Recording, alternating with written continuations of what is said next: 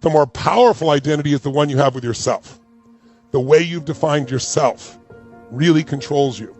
And so it can be to your advantage.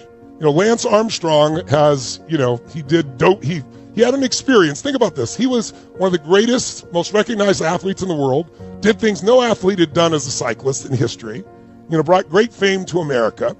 But right before this, he had this mindset that I'm the champion. I always find the way to win. That's his mindset.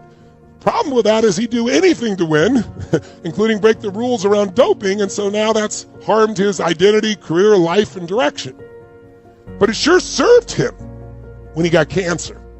Because if you remember, some of you may not recall, the live strong is because this man not only developed cancer, one day he showed up at the doctor and the doctor says, I have pretty horrific news. You better sit down.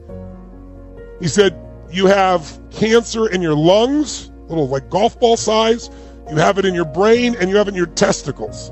And by the way, any man in your testicles will get your attention. Any form of cancer was that one for sure. But imagine you ride a bike and it's in your testicles. And guess what? They said, you're going to die. Right? He was terminal. But his identity was, I find the way to victory. I'll find whatever it takes. It served him there. He's living still. He's out of cancer. It did not serve him when it went to the rule structures of being a cyclist. So if your thing is, I find the way, you're going to find the way. If your thing is, I always end up losing, or people hate me, or I put things off, or whatever your identity is, if it's a negative identity, that is what's controlling your life. And you can go to 5,000 seminars and read hundreds of books and do all kinds of crazy things, but unless you shift that identity, you're going to call it sabotaging yourself. But what the brain's really doing is living what you taught it is. We live what we believe we are. So you have to be so careful what you attach the words I am to. And I can remember one of the most powerful days of my life, still in my life, when I was still in high school, and my mom kicked out my fourth father got kicked out, and now she chases me out with a knife. Again, she wouldn't have killed me or anything, but I wasn't going back in. And I got to support myself. I'm going to high school and I'm living in this person's laundry room. And so I got a job working in these banks in the middle of the night. And so I had to take these buses. I had to go through 3 different buses to get there. A long way, about a 45-minute drive. If you were driving straight there in a car with buses, it's about an hour and a half. I go and do my work. I do 6 hours of work in 2.5 hours. I finish 2 in the morning. I come back, wait for the bus, get on the bus, do the 3 buses back, get home, usually around 4 in the morning, 3:45, 3:30 in the morning, then try to sleep for 3 or 4 hours and get up and go to school.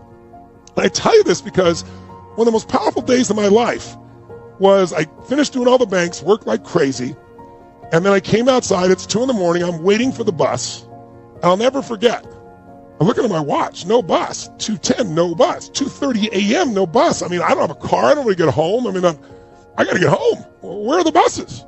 And finally, about 2:45 in the morning, a guy pulled over just driving late at night, and he saw me at the bus stop, and he goes, hey, guy, don't you realize there's a bus strike? The buses had gone on strike that night.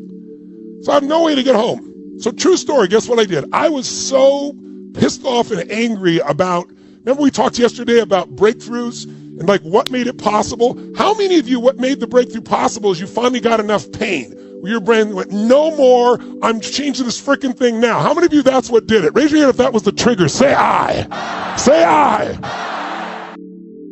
You don't get caught off guard. Proper preparation prevents poor performance.